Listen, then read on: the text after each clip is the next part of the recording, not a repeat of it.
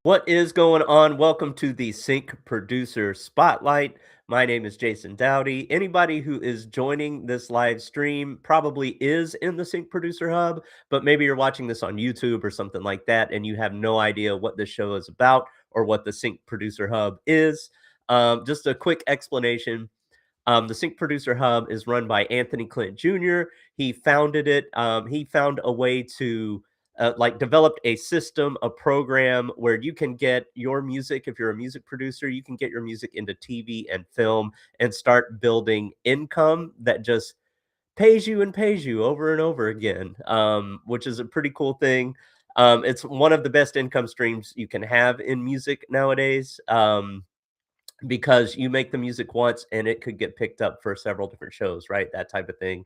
And for anybody who's worried that maybe the market's saturated for that, if you ever look at a bunch of cue sheets, you're going to see that there are, 100, sometimes 150 cues per show of little pieces of music that they use.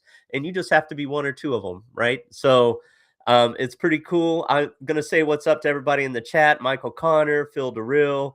Welcome to the show, Jared Hudson Music. So today is a very special day for the Sync Producer Spotlight. So normally what we do is we take a member from the hub, we shine the spotlight on them, and we ask them questions about, how their journey's been so far, some of the successes that they've had, some of the lessons learned, their musical history, and things like that. Today, we have Anthony Clint Jr. himself. So he is going to be in the Sync Producer Spotlight. And normally, what he does is on a Friday night, he will run a Sync Producer Hub show where he listens to everybody else's music and he lets them know exactly what they need to get sync ready. Sometimes it's already sync ready. Sometimes there's little formatting changes or changes to your mixes or something like that. But he spends the time to listen to all of our music, give us all of that feedback. And then even before that session, there's always a Q&A session where we can ask him any question that we want to help us get our music into TV and film, and he'll do that. Well, we're switching it up a little bit. So tonight, what we're going to do is we're going to let Anthony Clint Jr. himself be in the spotlight. We're going to find out about his musical journey, what's on the horizon for him, and we're actually going to listen to some of his music. So without further ado, let me bring him on. What is going on? Yo, Jason, what's up, man? Oh, I gotta get my camera gotta get focused. Yeah, a little fuzzy. It looks like when I have my glasses off right now. Oh, there we go. All right.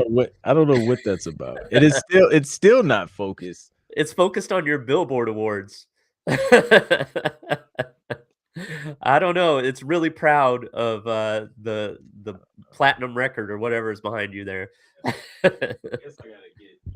There we go. There we go. All right. There we go. All right. Yeah. Welcome to the show. Thank you, man. I appreciate it. I'm a little nervous. I've never done this before. Been interviewed? Nah, listen, Jason, but first off, I appreciate you for creating this platform, Sync Producer Spotlight, to showcase like all the talent from our community. You're doing a phenomenal job in Sync as well, just absolutely crushing it. And I've been personally inspired just by hearing all the stories from the producers who've already been on this show. So it's an honor to be a guest and just share, my experience on this journey as well. So All right, awesome. Well, thank you for that.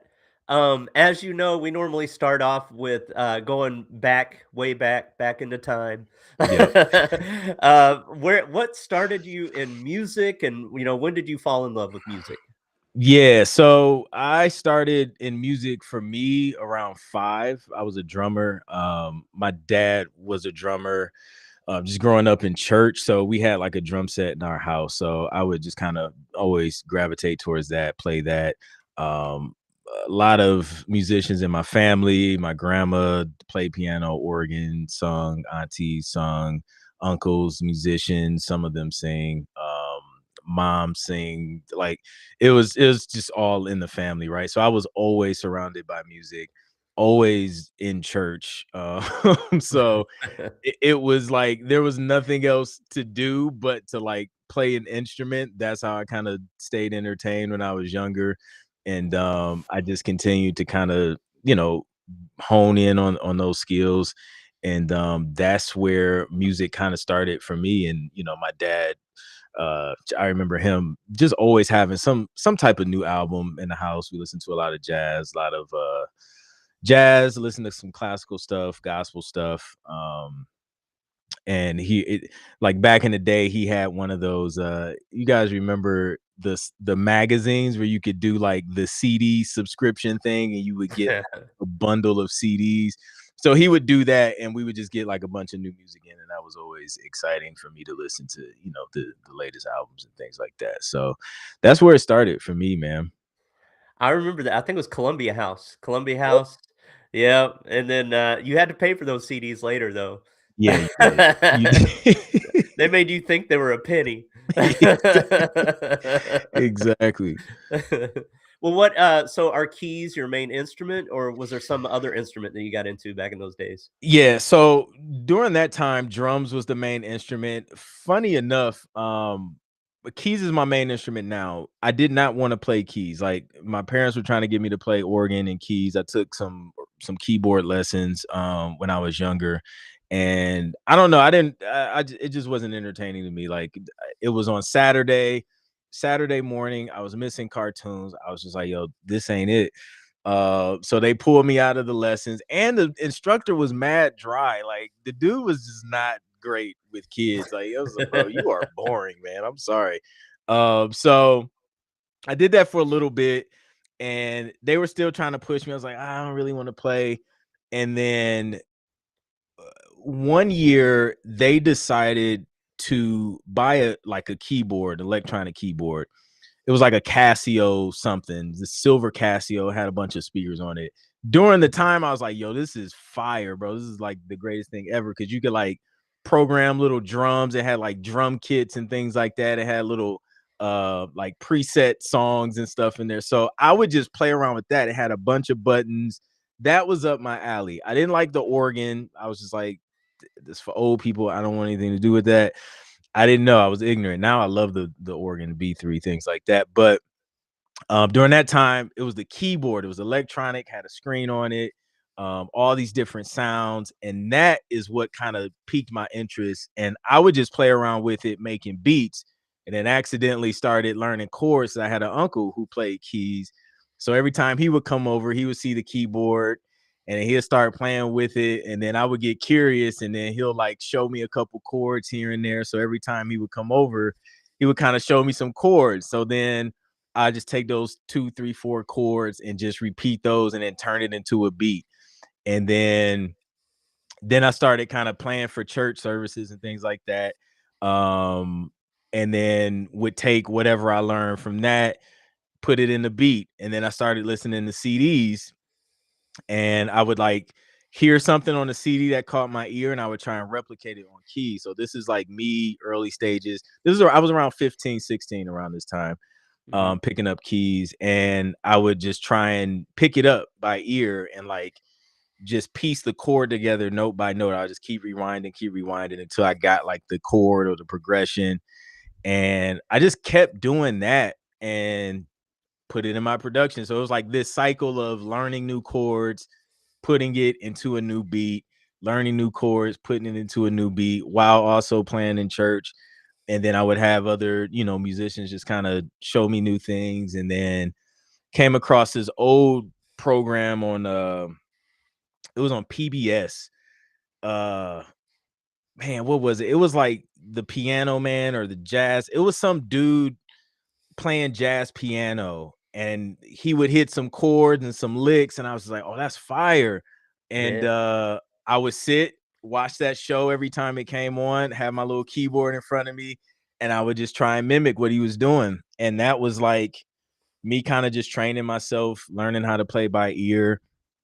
And that's when keys kind of started becoming the main thing. My little brother ended up picking up drums, and then I just kind of shifted to keys. And from there, it was just like I just play keys now, just never look back. And then I'm like, yo, I wish I would have listened to my parents a little bit sooner. But it is what it is, man. It worked out, and now that's kind of like my main thing, and what I use to really push my production. I think everybody probably in the hub and every musician out there has hit a part of their life where they just go into this, like, especially when they're young, where they just go into this sponge mode where it's just obsession and repetition, where you're just Yes. like in the zone, focused. Yep. Um, I Today's generation, I feel like it's harder for them because there's a phone in the way all the time. You know what I Oh mean? man, You facts. know? Yeah. 100%. Yeah, dude. Like, I mean, no, I didn't get a like a legit. I mean, I had a cell phone since like middle school, but it was bro, like it had numbers and that's it. Like there was no you call a number, that's it. It didn't even, you couldn't even text on that joint. So it was it was less of a distraction. And then it wasn't much to do where I'm from. Like I'm from Toledo, Ohio. So it was just like you either like played video games, played outside, played in sports, got in trouble, or did music. That was pretty much it. So, Yeah. nope. Were you ever, because it seems like every producer I've talked to, and you may be a little younger than this generation, but everybody from my generation, like people that did music, were in some kind of group where they were like, the suave gentleman or the you know what I mean? Like, Yeah. did you ever do anything like that? I wasn't in a group called the Suave Gentlemen, but so coming out of oh man, when was it? It was like coming out of high school into college. Me and my friends did create like a we had like a smooth jazz group. It was like this gospel jazz. I think we called ourselves Anointed DNA, and that was just like the first initials of our name. And like my one of my friends, he had like an uncle or something that had some connections on the West Coast or whatever, and like he had heard it. So then we like did this whole album and used like this CD CD maker print thing. It was crazy, but we did that. We did that for a while. It was a few of us. I played keys. One was on sax, the other one was on keys. Later on, we added a drummer and a bass player. And then in college, I think we probably did some gigs for like a solid year, and then that was pretty much it. Alright. Just Yeah. wondering if you went down that road for a minute. It was Yeah. to get the women, I mean, that's what it was for, back back Oh in yeah. those days. Yep. Alright, cool. So, alright, so let's go back then. Okay, you did the jazz album, you were Anointed DNA for a little bit. And then, Hilarious. you was this in Toledo or was this Yeah, uh, it was like in okay, between Toledo and Columbus. Yeah. okay, alright. And then you went to school? Yep. Went to the Ohio State University. That's when I moved to Columbus in 2005. So I graduated 2005, moved to Columbus 2005, and went to the Ohio State University for 5 years. Okay. Yep. There's some good football that comes out of there. I don't know if Oh, you know that we're or not. we're we're champions, like multiple years. Come on, man.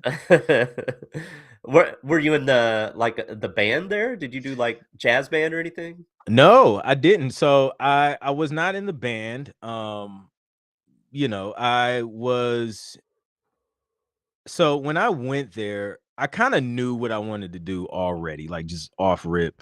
And I remember having a meeting with my counselor at the time because at first, it, during this time, computer engineering was the thing, right? So like if you wanted to make money, come out of college with like a solid career, computer engineering was the thing. So I was just like, okay, I'm gonna pick that. Man, I took one Oh. programming class and I said, this isn't for your boy. I gotta figure something else out.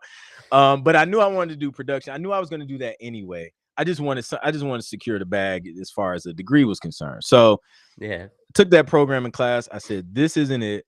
Went to my counselor. I said, look, this is what I want to do. I want to start my own production company one day. I want to own a business. Do you have any majors or minors or anything in terms of like music production that will help me on that journey? She was just like, no, like they didn't have any music production course at this time. If you wanted to major in anything music related, it was through the School of Music. It would be like performance or, Yeah. some theory or something else, right? So she was just like, we don't have that, but if you're like interested in the business, you can either go through the School of Business, or you could go through the College of Human Ecology, where they kind of focus more so on marketing, consumer family financial management, stuff like that.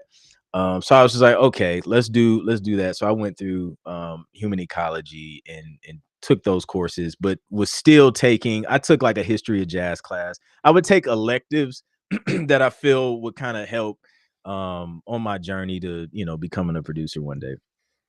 Okay. However, I did play for the African American Voices Gospel Choir at The Ohio State University, and that was where a lot of my growth as a musician happened.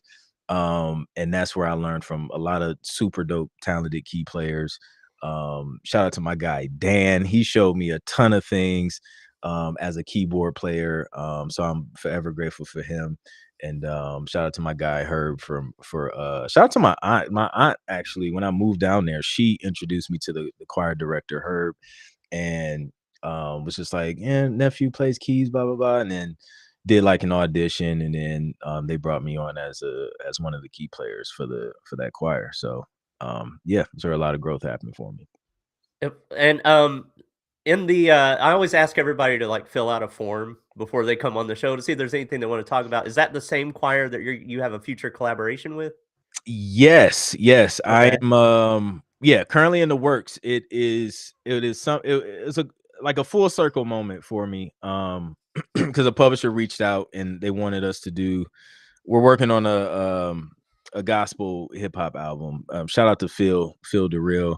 He's helping me out with that, as far as rapping and some of the production as well. But they wanted an actual choir, and I thought this would be the perfect opportunity to reach back to like the choir where I honed like all of my skills as a musician, and just be a cool way to collaborate with some of the the alumni. It's like an alumni version of the choir. So I'm really excited about that. And when that comes together, it'll be fun. So That's amazing. That's yep, awesome. And I wanna shout out Phil DeReal.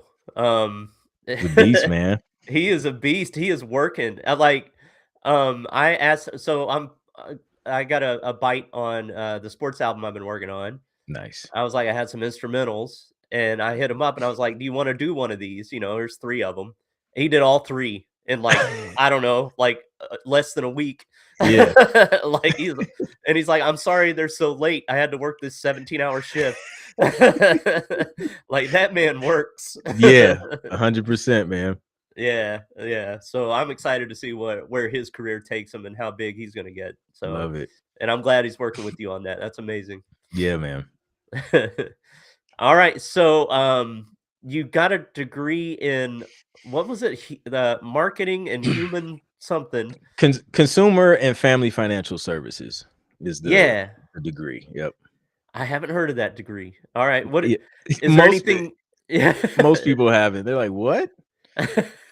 Is there something from that degree that you've taken into like your career now, or was it mainly a waste of time? Absolutely nothing. It's a complete waste. No, I'm playing. Like there was like, there were some takeaways. Like I took there was like a legal class, a law class. I took there was like marketing and consumer behavior classes, which I use in what I do just in business and things like that. So that stuff was helpful. I think I probably still have like even one of the notebooks with notes from that stuff. I took an economics class, which, man, I struggled with that. I took it like 2 or 3 times. Um, but I took that, and I guess that was helpful. There were some things that clicked eventually in that class. Um, what else? What were some other classes? Yeah, I think those are like the core curriculum that kind of helped. Everything else was just like, you know. I Yeah. forgot most of it. All right, so we have some of your music to play here, but before we jump into that, I want to get you from Ohio to Atlanta. Okay. So Okay. what you graduated college Yeah. or university, you have this degree. Where did you go from there and what made you go to Atlanta? Man, so I know uh that's a 2-hour question. yeah, nah, it's funny, man. So I kind of I reached a crossroad probably like my senior year where or my like fifth year because I was there 5 years where I didn't really know I didn't know what I wanted to do next, man. I was just like, yo, I'm about to be done. I'm about to have this degree. Do I stay here? Do I go back home to Toledo? There's nothing in Toledo. Like, it's not a lot of jobs. So I was like, I didn't really see that as an option. Even though it's always an option, right? So it's just like stay here, go home, or go to, a city where there's more of a music scene since that's what I want to do. Um so I was just like, man, I got a decision to make. So I just really locked in. I got focused, and was just like, I need to figure this out. So I want to say maybe a couple years before I graduated, I took a trip to LA, went to the road rally for the Sync conference out there. And LA was nice. I was just like, man, I may need to come out here. And I was, I got a chance to hang out with um somebody else who's like in the like entertainment industry out there. And he was just like, yeah, bro, like you'll kill it out here. So after I did that, I kind of made LA my goal for after I graduated. And then I was just like, okay, once I finish college, I'll work, take the summer, save up, and I'll just move to LA. I was single, didn't have kids, wasn't tied down to anything. So I was just like, I'll just get up and just move. I don't know, I was fearless, man. I didn't really care. My mom was like, you sure you want to you just gonna go all the way over there? I was like, yeah, like why not? Um, so that was the plan. Graduate, work, go to LA. So I graduated, I started working, found me a decent little job, and like my savings wasn't like saving like I thought it was going to save in order to afford living in LA, especially once I started looking at those prices. And then I ran into another friend that I knew from high school because he lived out there for a while, and he was like, yeah, bro, like he was like, man, I think like my rent at the time, he was saying it was over man, like $1,100 for a one bedroom apartment, and he said that joint was like in the middle of the hood, and he was just like, I try I try and be in before dark. I was just like, fam, like that is, yeah, that's a lot to be able to, or to be like, fearing for your life like that. And at this time I think I was paying, and I don't even know if I don't even think I was paying like 300 a month for rent. Like rent was very, very cheap. For where I was at. It was like a two-bedroom. Um, so yeah, I didn't save up enough money to go to LA. However, in between working during the summer and, you know, whenever that move was supposed to happen, let's say at the end of the summer, I had gotten to a situation where I was online. Again, I was locked in, I was focused. I sold, my video game system, sold my TV. Like the only thing I had in my apartment was um production equipment. So every night after work, and every morning before work, because I worked second shift, I would produce music and I would go on Ustream. It was back in the day, it was called Ustream, and I would just stream myself producing music. So my guy Scrap had came in. He was a producer, produced for a bunch of people: Akon, Justin Bieber, Usher, Whitney Houston. And he had came in. We would just like chop it up. I would drop in his streams, he would drop mine, and we would just kind of support each other. It was kind of like a little community with producers on Ustream. It was a few of us where we would just kind of tap in with each other. And one day I was working on like this neo soul R&B joint, and he was like, he was in the stream, and like on his end, he's just like humming, singing, stuff like that. He's like, "Yo, this is Music Soul Child like all day. Like I just wrote something. Send it to me when you're done. I'm gonna finish up the song." So then he sent it back, and then like within that week, he had laid like demo vocals, but then ran into an exec, I think randomly, um, at the gas station or whatever. Long story short, he ended up getting a meeting and getting in the studio with Music Soul Child to cut this song. So at that point, I'm working in the summer, working in this factory, and I have a potential Music Soul Child placement in the works, and he's like recording to my music. So I'm just like going through this whole experience, like just kind of, I can't talk about it, you know, like nobody knows at this point, like nobody knows what's going on. I'm just like still kind of living my life, doing my thing, and you know, this opportunity is happening in the background. So that started to shift because my money wasn't adding up to afford LA. Atlanta was way more affordable, and all of this was happening in Atlanta while I'm still in Columbus. So I was just like, man, maybe I should move to Atlanta. It's more affordable. It's not that far of a drive or flight or whatever. And I'll just, you know, just kind of set up shop there. So that's what kind of gave me that nudge to just come down to Atlanta, and you know, do that. I knew a few people down here. I had some family down here, had an uncle, so I had visited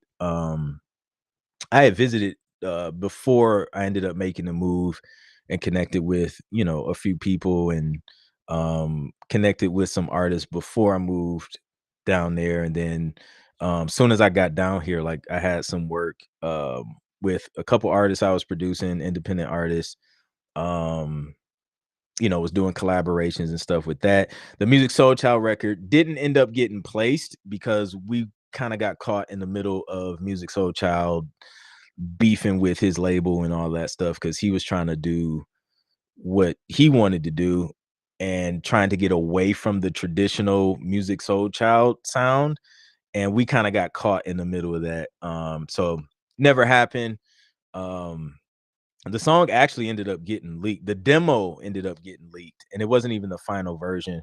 But it's on YouTube somewhere floating around. It's called The Formula. Was it The Formula of Love or The Formula to Love? I think it was The Formula of Love. If you type that, The Formula of Love, Music Soul Child, that's the one that kind of, you know, introduced me to the major music industry. And that's the demo. So you'll hear Scrap singing the demo vocals.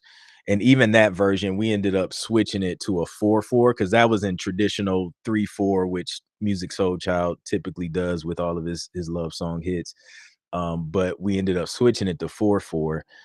So somehow that version ended up getting leaked. But yeah, that's what kind of made me move. And then once I finished up, um, well, I actually resigned from the job I had, and told them, you know, hey, this last 2 weeks, I'm moving to Atlanta next month. And at that point, I packed up everything that could fit in my car and hit 75 South, and you know, just didn't look back, man. And I've been down here ever since. That's awesome. Yep. Ustream sounds like a fake YouTube that they would play on a show. You know what I mean? I never heard of Ustream before. It was popping, man. Like Yeah. it was where you would go to stream, because I don't even think YouTube had like streaming capabilities at this time. It was just only videos. Like you record a video, you upload it. But Yeah. Ustream was like where you would go to just stream live. No, I mean, it So yeah. makes sense, yeah. Yeah. I think I found the video and I posted it in the chat. Music Soul Child, The Formula of Love. Yeah. It's Yeah. posted by John Martin. I don't know who Random. that is. Yeah, or somebody Nobody that got does. that that demo. I think I found it, so I posted it in the chat. Somebody will let Cool. us know if those are your keys on it or not. But hey, one thing I think that we have in common is we both learned the lesson that just because you work with famous people doesn't mean you get any of the money. Yeah. So I could see how you got into sync. So speaking of sync, let's hop into your first song. So I got 3 songs here. I Okay. got Watch Me Win, Step on Toes, and Because of You. Which one would you like to do first, and what can you tell us about it? Yeah, so Watch Me Win, I literally finished like 2 days ago. So Okay. this was fun. This is a collaboration between Chelsea Locklear in the Sync Producer Hub, Michael Connor in the Sync Producer Hub, and Okay. Bronx in the Sync Producer Hub. They were all in the TV Placement Mastery, the last TV Placement Mastery. And somebody in there just blurted out this random idea. It's like, oh, we should just all do like a class collab. And I was just like, you know what? I've never done that. We should do that. So That's then we awesome. did that. And then this is what came of it. And I literally just pitched it to a music supervisor, like literally sent the email out like today. Uh-huh. So we're gonna pitch it. We're gonna try and see if we can get it placed, man. Awesome, awesome. Hold on, let me find the right tab to share real quick. I don't know why I'm not finding it. Oh, here we go, here we go. All right, share audio. Gotta make Dope. sure I share audio. Okay, here we go. So let's start with Watch Me Win. Watch me win with my eyes closed. Someone changed the alphabet. I went and took a W. Stepping up to me's getting eye to eye with altitude. Never back down attitude. Metal stack make me a pedestal. To bet on me's a sure thing. This is all I know. I can't lose. I need no intro. Solid like Flintstone. Trying to get like me. You best break a wishbone. What didn't kill me gave greatness a window.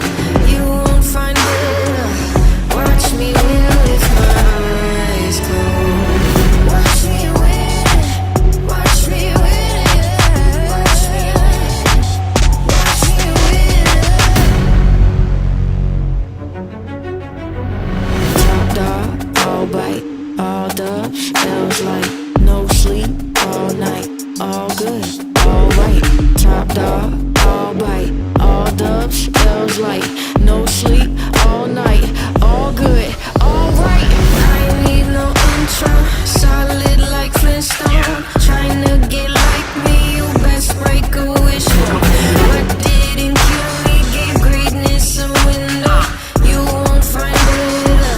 Watch me win with my eyes closed. Watch me win with my eyes closed. You ain't winning this when I'm here.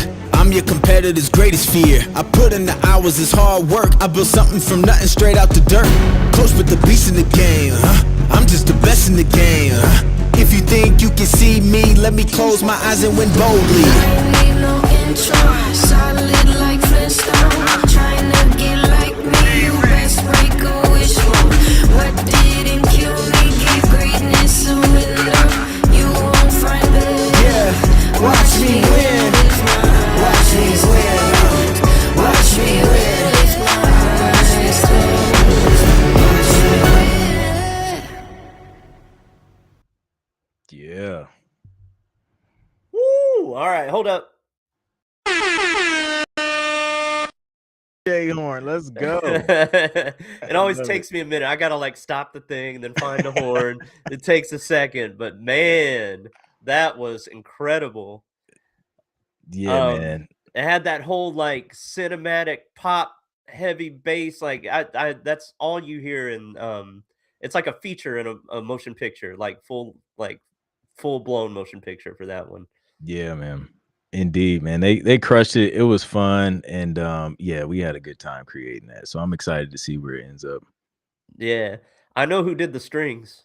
I was gonna say, can you guess who was on strings?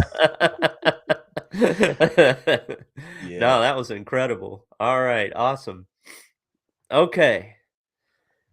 So the this is the first time you've ever done a group collab with them. Do you think you'll be doing that in the future if you had, the more of yeah, why can't I remember the name of TV extra mentoring? Yeah, TV TV placement placement mastery. mastery. Yeah, it's Do you think possible. you'll do Like, that again? yeah, it's definitely likely. This one worked out well because I keep those groups small intentionally, so it works out because it's not like like if there was like 10 people, it'd be kind of hard to do. If we did that, we would just have to like pair it into like a couple different groups or something like this. But this was easy because splits were easy. It's 4 people. It's not complicated. So it worked out, man, for sure. So yeah, great idea. Awesome, awesome. So I guess that brings up the next question. I normally do kind of a past, present, futures thing with this interview, but let's hop to the future. Yeah. Like, you have built an amazing community, and it's been years in the making. Yep. You've empowered a lot of people. What else could you do? Like, what are you excited about for the future, and what do you think? Where do you think you're going to take this program? Yeah, man. So, Sync Producer Hub, honestly, man, it's still young. Really, we're like a little over a year or approaching 2 years, like in April or something like that. Hmm. Um, so it's still young, but from what I've seen, man, it's it's there's so much potential, right? I was talking to you all inside the community about bringing more sync opportunities just directly to the community, and how that's shaping up is, the publishers kind of um looking to us as just like a hub to where it's just like, hey, if we have a need, let's send it to this guy. He has a whole community that can back us up on these briefs and opportunities. And, with the knowledge that we're sharing inside the hub, we can leverage all of our skills and collaborate. And what I see is being able from the music perspective and the placement perspective, being able to bring opportunities inside the hub and then like creating teams like, hey, boom, let's put together some teams and like tag team different things. um we were able to share an opportunity that came up earlier this year where it was just like, boom, here's the brief. And like, bro, like we crushed it. You know what I mean? Like we were able to get, man, I think we had like close to like, I don't know, to like 15 to 20 tracks or something we were able to submit for that brief. So that's extremely valuable from a client perspective to where they can just go to one place. So I believe we'll be able to build up a ton of value and create opportunities for our community just by being a dependable community that executes at a high level. So I see more opportunities like that happening in the future. I see like just leaders rising up inside the community and just kind of, maybe even like leading, certain projects where it's just like, hey, I'll let this person, kind of manage this project and like put teams together and just make it like this fun collaborative thing where not only are we learning, like you can get information anywhere now, right? We have AI, we have like everybody and their dad with a course or video on YouTube, and like you can get that anywhere. But I feel like what makes this community special is just like, yeah, we have the information, we know how, but execution is everything now, right? So can you execute on the information that you've learned, and can you like deliver a finished product that the client would like? So I see that growing, a lot of opportunities there. And yeah, like also I see it as an opportunity too for producers to grow their music production businesses and add additional streams of income. Just even our community is built to where if you invite another producer in, you get commission on that so that you can earn monthly revenue as well. So it's just like basically like this ecosystem to where all the producers in it can support each other and also support themselves and their family. So that's what I kind of see it being in the future, is just like this massive ecosystem of just opportunity and income generation. That's amazing. That, there's no telling how far that could go, you know what I mean? So, and I think yeah, I agree. There's a lot of leaders in the group already, that are working, like, Yep. with that consistency that you need to make something like that happen. Yeah, for They sure. can bring in the relationships that they have, to help support the community as well, so, yeah, who knows how far that could go, that's amazing. Yeah, for sure, man. Let's hop into I don't know how much time you have, so I do wanna make sure we hit all of your music. If we Yeah. go a little above an hour, are you okay with that? Yeah, we're good. We're good. Alright, alright. I work in my day job, I, run a team of people that, on phone calls, like, Okay. they're making phone calls, and, we have, like, this, framework where, if you're gonna go over time, you gotta put a timestamp in and make sure they know that so, Nice. Got you. it's a habit I've built, I guess. But anyway, the next one, it's Step on Toes or Because of You. Which one would you like to play next? Let's do what is Step on Toes? Oh, this was one it's gotten placed like a lot, like just on like Netflix and TMZ has used it a ton. Mhm. And yeah, I wanted to share this one because it's one that just kind of picked up momentum over the past few years. So yeah. When you made it, were you like, "This is my favorite track I've ever made," or were you like, "Just another track?" You know what, man? At this one thing I've learned in producing music for sync is I have completely stripped away the the emotional attachment to my music. So like I don't think I ever like don't get me wrong, like when I'm creating it, I'm like, oh, like this is dope. I'm enjoying it. And there's like those tracks where it's just like, oh man, like this is dope. I listen to it. And then when like once it's out, once deliverables are sent, I may listen to it a couple more times and then I'm on to the next. So I don't really get attached or feel like, oh man, like this isn't my best one or this is the best one ever. This is going to get placed a ton. I just kind of make it. I get to a point to where it's like, this is done. This is complete. Send it. And then that's just it. That's just kind of how I've been approaching it over the past several years. Because you just never you never know, man. I've learned so many times that like the track that I took, 2 hours max on ends up getting placed the most. And then the one I spent like a whole week trying to fine tune the mix, the thing is still sitting waiting for somebody to use. So, I just try not to get too emotional about it. Alright.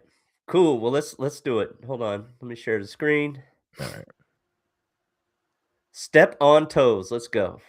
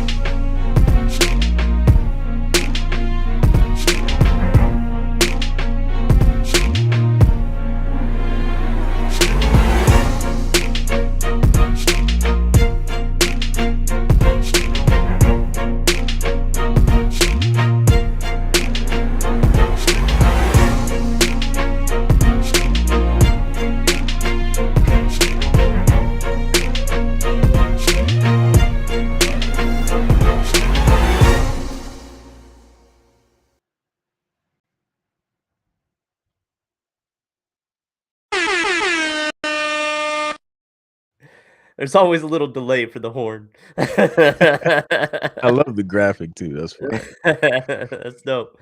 One thing I love about your production, and I think I could definitely take a lesson, and there's probably a few others that could, is you don't over instrument it, and you Mm, give every instrument its space. mhm. Sometimes I do that where I'll produce a track and I'll have too much going on, and I'll just start stripping away things that aren't needed and just get it down to the bare bones. How do you approach your production? Do you kinda take that approach, or how do you do that? Yeah, I had to learn that. That was a big struggle for me early on. Even you know, shout out to Scrap. He kind of mentored me in that. Even through the Music Soul Child situation, I would send him tracks. He's like, "Bro, you got like 17 sounds in here." He's like, "I'm about to take this out, this out, this out." He's just like, "Cause I don't have any room to write vocals." And that was a big lesson for me. With like, I would have writers come into the session. They're like, yo, it's like it's the track is done. Like the instrumental, like the melody is fire, but it was just like it's just too done. So I was like, okay. So I just started taking mental notes and just kind of stripping things down to the point where you know there's a chord structure, there's maybe one additional sound or pad that you know sits up underneath that chord structure, and then there's a main melody, and then maybe like a counter melody that I can use in and out of the verses. And that's kind of like where I keep it. Everything else is just, you know, like ear candy stuff, right? It may be like a little transitional element or drums. Drums I don't really worry too much about overproducing those because it's just rhythmic.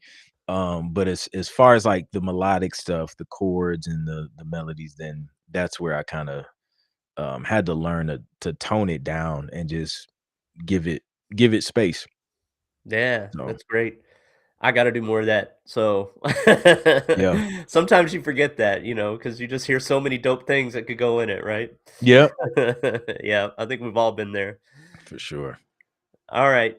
Um, one thing I wanted to talk about was we recently saw you in an ad for school, the platform. Oh yeah, yep, Yeah, I was checking that out and I was like, oh crap, that's Clint. And he's on a school ad, you know. yeah. And Alex Hermosi runs that, right? Does he own that So company or? Sam Ovens is the like the founder, and then Alex Hermosi it's kind of like partners with him as well. So he's like like a partner or whatever in it. So Okay. yeah, yep, dope platform. Have you ever thought about I mean, you have a great vision for this community, right? Working with music libraries or music supervisors directly, you know, leveraging the talent and all of that. Mhm. Have you ever thought about partnering with I mean, I know like you partnered with Jay Will, you know, for the conference and things like that. Or you ever think of any other partnerships or any other partnerships kind of on the table or you're considering?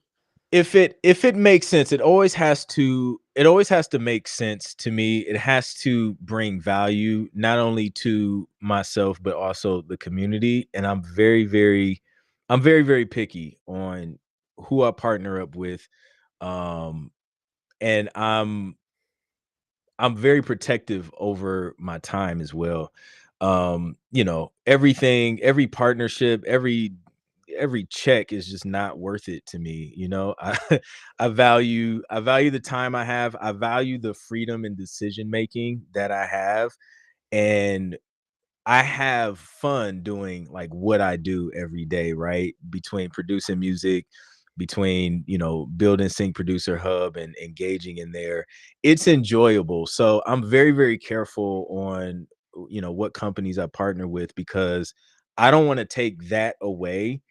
And I never want to feel like I don't want our community to feel like this place where like offers are constantly being shoved down people's throat. You know what I mean? Like it just that can happen sometimes when you start working with corporations and things like that. Um it's just it can become about like the bottom line, and I feel like that can really taint a community. So I'm very careful on who I partner up with and how, because I want to maintain that that vibe and that feeling. So if it makes sense, if it brings value to everyone, and if it's something that could be, you know, beneficial for everyone, you know, I consider. But I say no to more things than I say yes to. Yeah. Well, I can say as a member of the community that that's refreshing and appreciated. You know what I'm Yeah. saying? Like, and I think that's what's helping this community bond and grow is that it's all about, you know, each other, the music, making it happen, learning the lessons and all of that. So I think we all appreciate it. At Yeah. least I do. I'm sure some other Thank you. people in the chat will also appreciate it. Indeed. Indeed. There were a lot of fire emojis when your music was playing. I forgot to put those up, but Oh, thanks, y'all. Like, listen, give me some feedback. I want to get better too. No, nothing but fire. You got no feedback. I don't Dang see any it. feedback. I'm always reviewing y'all's music, man. So it's fun to be on the other side. So this is dope. Hey, now's your chance. We're gonna play one more song, Okay. and if you have any criticisms that you wanna throw this way, Yes, please. he's open to hear I'm them. open. Yeah, he's gonna consider the source, but feel free to share. All right. So yeah, let's go ahead and get into the next one. Because of You, Jay Nicole. What do you want us to know about that one? Yeah, shout out to Jay Nicole and Larry Edwards. They are the songwriters on here. Jay Nicole is the co-songwriter and vocalist. So funny story about this. I know a lot of people ask me, like, where do you find talent from? When you're looking for artists to sing or rap over your productions. I'm on social media a lot. Like, if I come across talent, I'll reach out to them. And this was an example of that. Some years ago, man, it might have been around, I don't know if COVID hit yet or if it was like around that time, but it was the app called Voicey. There was just a lot of singers like singing in their little like iPad, iPhone mics or whatever. And I came across a video of hers and she was just crushing. I was like, bro, she's killing it with the vocals. And I was just like going through her profile, and then I was just like, it sounds like these are like she's writing some original stuff too, which is what I'm always looking for. Because anybody can like sing a cover, but it's like, can you write as well? So I went to her Instagram page, and it looked like she was already following me, which I was like, oh, dope. So this will be an easy reach out. So I reached out to her and asked, like, hey, do you write as well? Because like your vocals are fire. And she was like, yeah, like, me and my writing partner, Larry, like, we write and stuff like that. Would love to collab on some stuff. So I was just like, bet, like, I'll send you some tracks. You guys can write to them, do your thing. And we did that. So we've worked on a few things. They've had music placed on, Love Island, some stuff on some other stuff on Netflix. And then this was one of the songs. This one, I don't think this one has been placed yet. I actually just pitched this. We wrote it a few years back, but now I'm kind of going back into that catalog and like repitching things. So I just pitched this, hoping that we can get it on something like Love is Blind or something like that. Some type of love relationship show that's just kind of talking about, the challenges of relationships and heartbreak, stuff like that. So this is like an R&B song along those lines. So yeah, that's how this one happened. That's incredible. Yep. I have some questions about social media after we play this song, but I'm going to let you know that Aaron Island already says it needs more cowbell. Cowbell. Okay, got you. Got to get that cowbell in there. All right, let me go ahead and share my screen. Cool. All right, this one is Because of You. Let's go.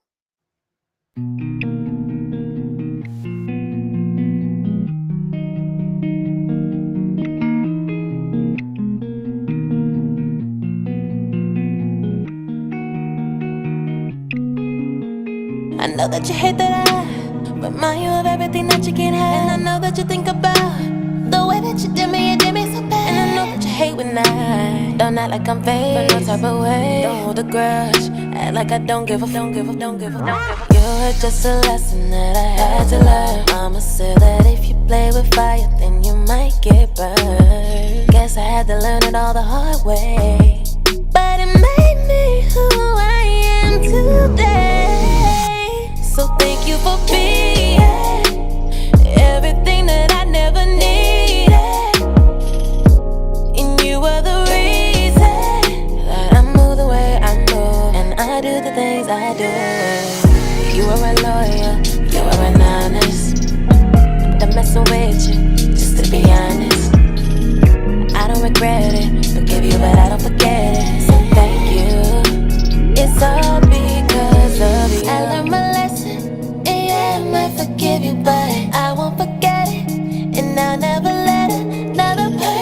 all the things that you did to me, and I'll only give my time to what's meant for me. You were just a lesson that I had to learn. Mama said that if you play with fire, then you might get burned. Guess I had to learn it all the hard way, but it made me who I am today. So thank you for being everything that I never needed, and you were the reason that I move the way I move, and I do the things I do. You were a loyal, you were an honest. I'm done messing with you, just to be honest. I don't regret it, forgive you, but I don't forget it. So thank you, it's all because of you.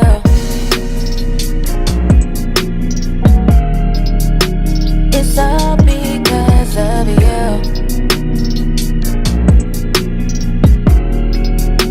It's all because of you.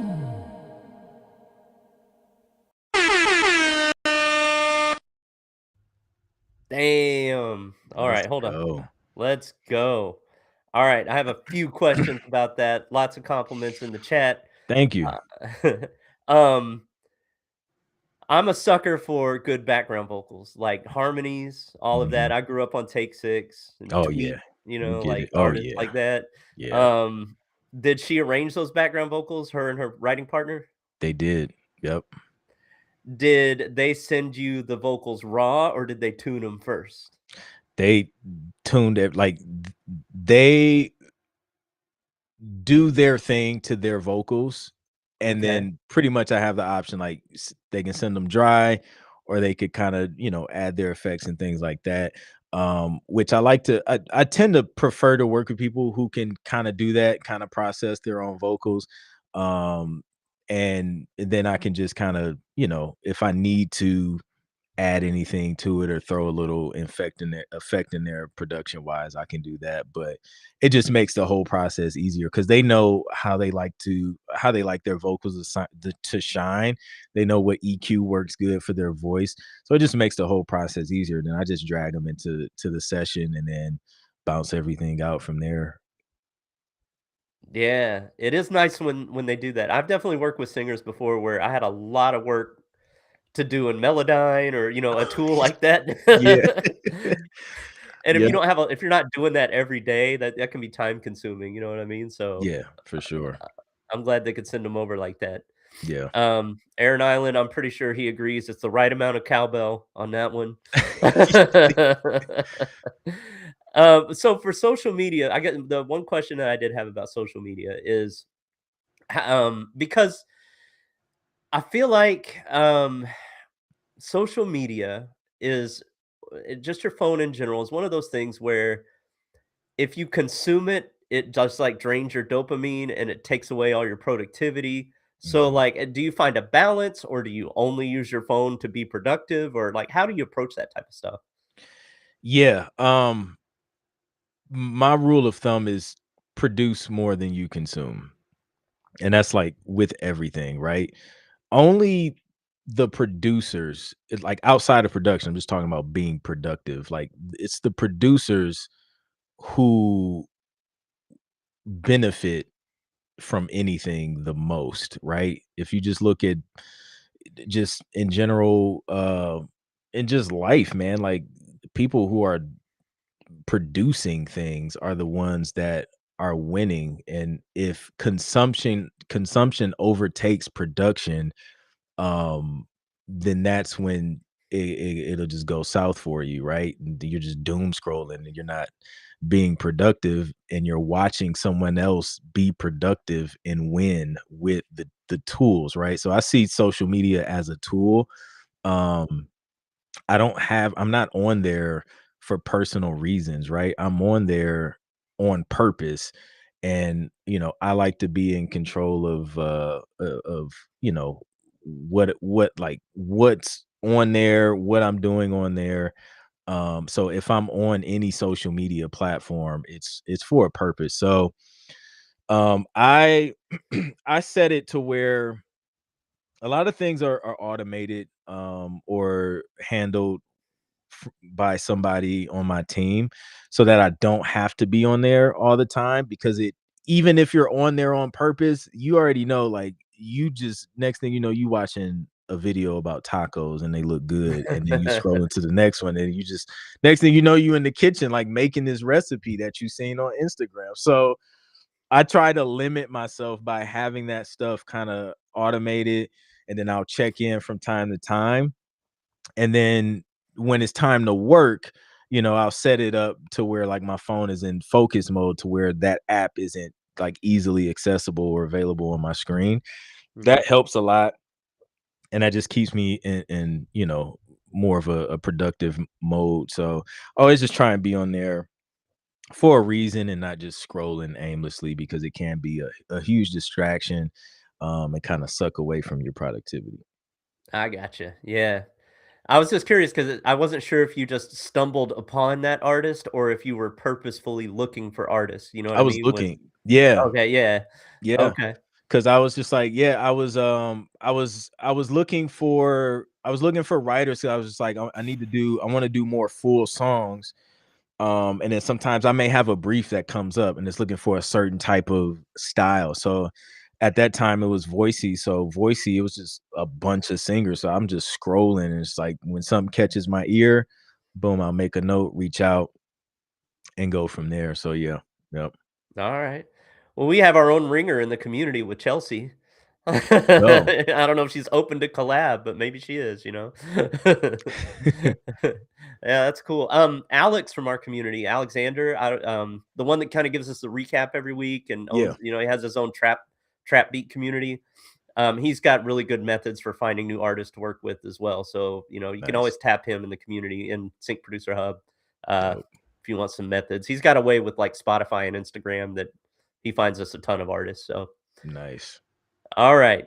So, one other question I have for you is you mentioned something before we hopped on here. You were talking about a 50th birthday mashup for the Ohio State University. Oh yeah. What's that Another about?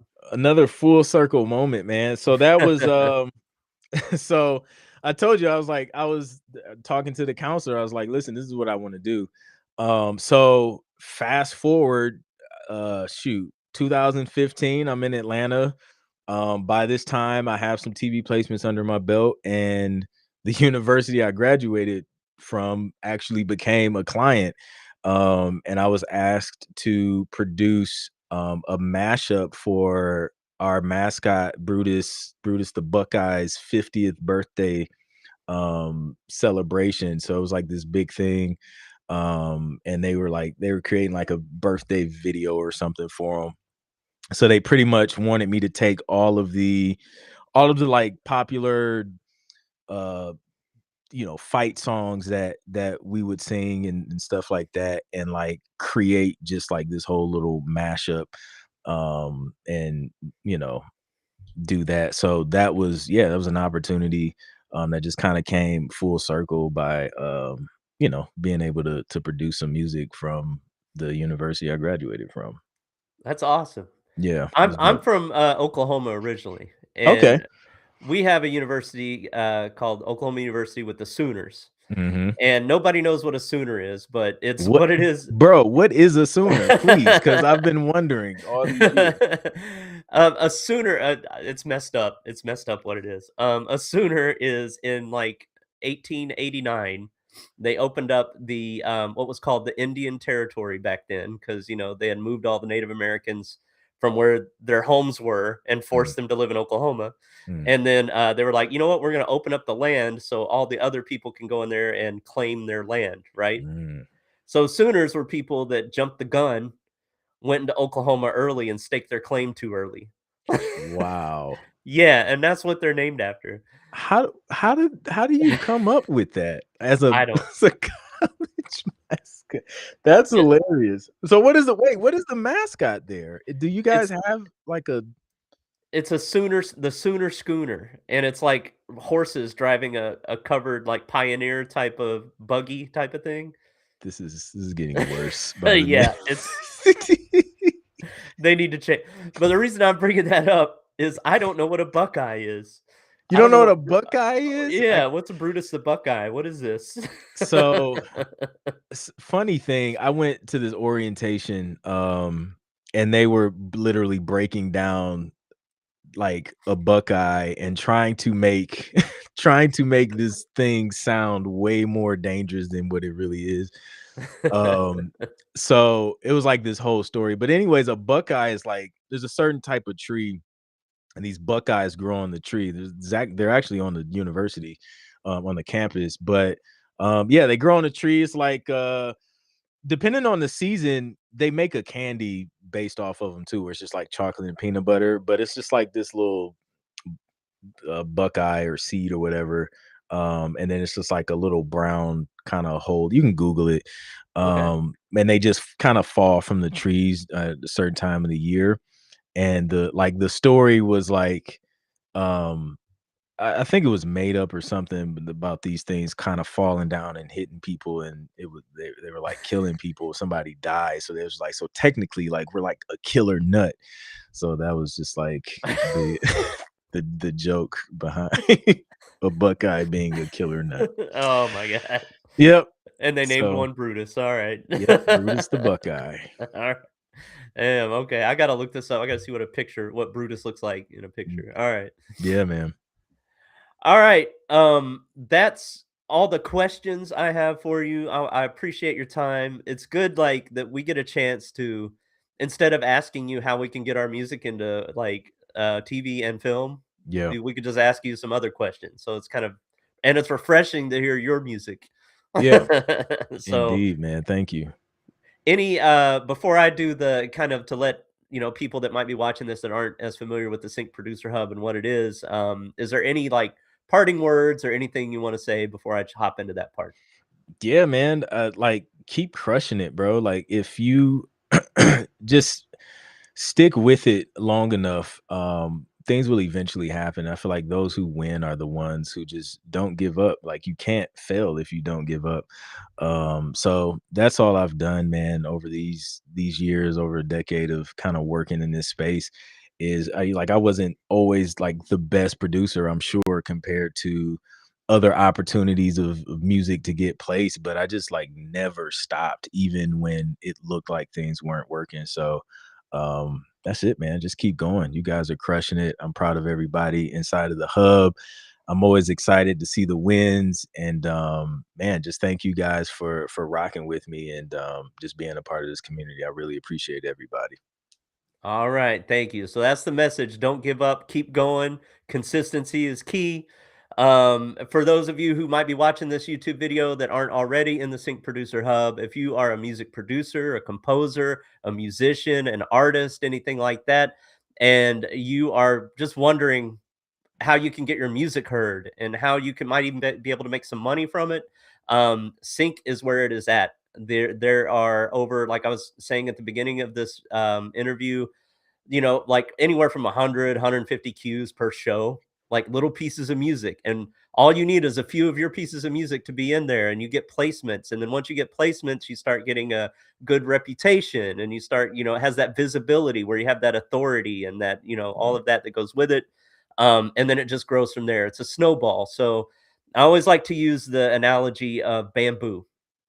When you plant bamboo, it takes 4 years before it breaks the surface. But in the meantime, it's building this whole intricate, like, web of this entire root system, right?